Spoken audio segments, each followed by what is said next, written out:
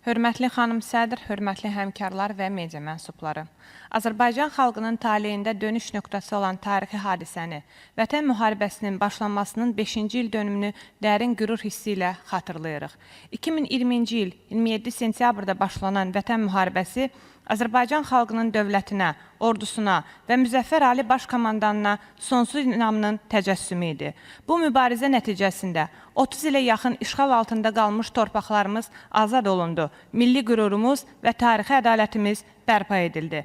Ən əsası isə bu zəfər hərbi gücün və xalq-dövlət birliyinin təntənəsi idi. Şəhidlərimizin müqəddəs qanı ilə yazılmış bu tarix Azərbaycanın gələcək nəsillərinə ən böyük irsidir.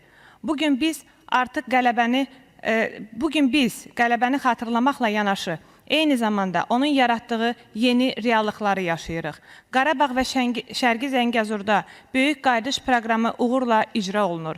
Yeni şəhərlər, kəndlər, yollar, hava limanları inşa edilir.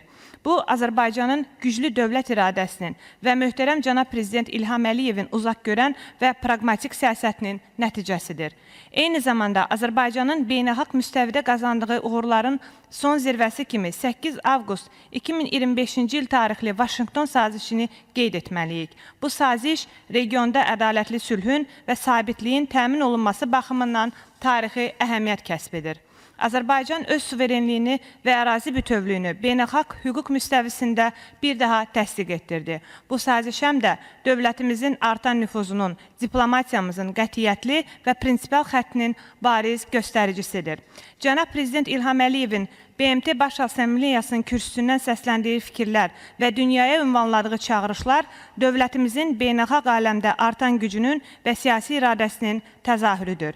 Əminik ki, dövlət başçımızın liderliyi ilə Azərbaycan bundan sonra da dünyada sülhün, ədalətin və inkişafın güclü tərəfdarı kimi çıxış edəcək və ölkəmiz yeni uğurlara imza atacaqdır. Diqqətinizə görə təşəkkür edirəm.